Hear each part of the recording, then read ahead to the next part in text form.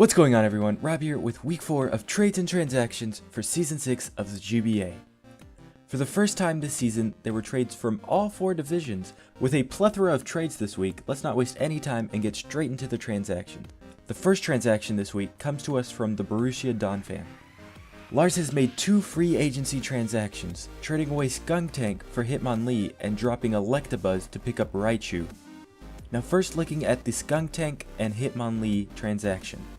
Although Lars has lost hazard removal through defog on Skunk Tank, he has picked up a better form of hazard removal in Rapid Spin.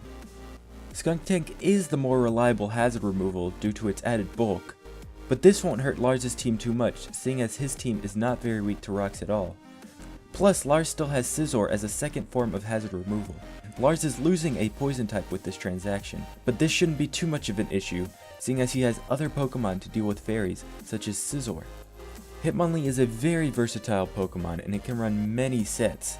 It can be a reckless wall breaker, it can be limber in certain matchups, it can be specially defensive, and of course it can be the fun, unburdened late game sweeper.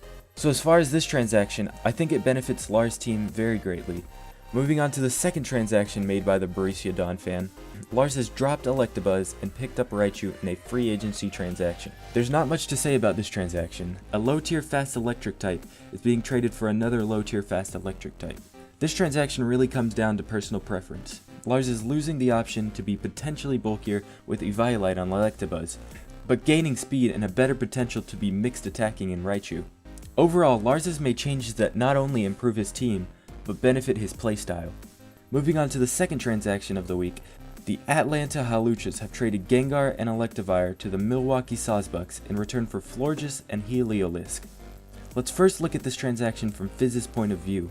Fizz is losing a very hard-hitting special attacker in Gengar, but I don't see this as too much of a problem, seeing as Fizz has an arguably better hard-hitting special attacker in Volcanion.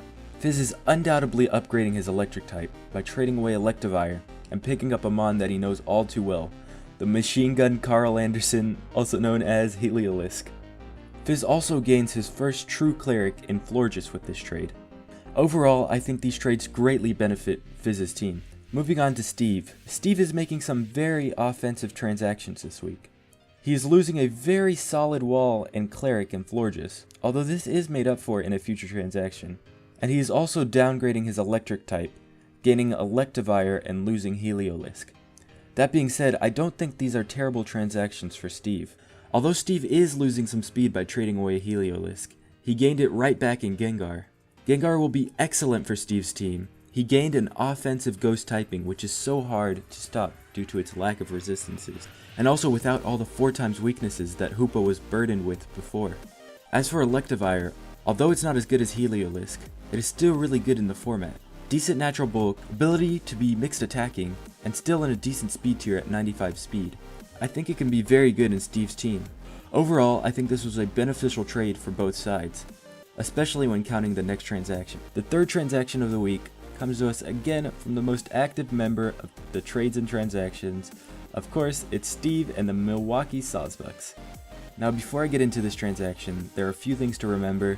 Coaches are allowed only 3 free agency transactions, this upcoming one being Steve's third, but they are allowed unlimited trades with other coaches. So although Steve has made quite a few changes to his team, they are all within the limitations. Moving on to the transaction, Steve has made a free agency transaction, dropping Hariyama and picking up Malouetta. This is an excellent trade. Finally, the biggest redundancy on Steve's team was addressed. Steve dropped Hariyama, which essentially was doing nothing while Mienshao was still on the team, and picked up Malouetta. Malouetta gives Steve's team a cleric that he previously lost in Florges, and not to mention it's much more versatile than Hariyama. Although Steve's team is losing a lot of bulk and becoming much more offensively based, I think these transactions are very much an improvement for the Milwaukee Sbu. Steve's team is really coming together now. Finally, moving on to the final transaction of the week, John and the New Orleans Pelipers have traded Granbull to Geo and the San Francisco Giants in return for Miltank.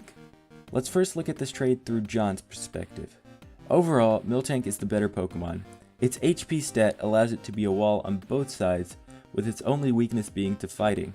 Not only that, it has excellent recovery and Milk Drink.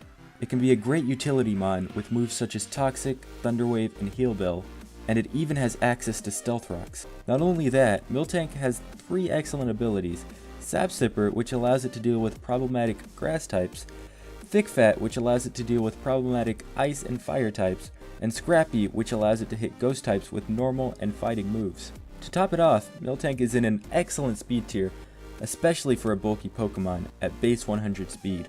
Miltank is such an excellent Pokemon in League type format, it will do nothing but benefit any team that it's on. As for Geo, although he's losing a low tier god in Miltank, he's picking up a mon that particularly fits well into his team.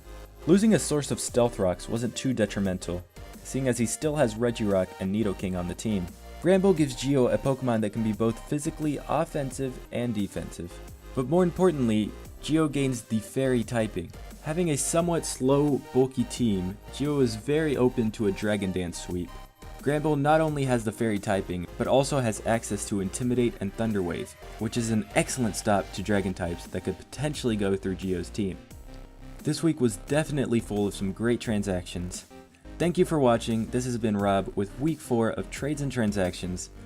Tell me what you thought of the trades, and keep an eye out for Trades and Transactions for Season 6 of the GBA.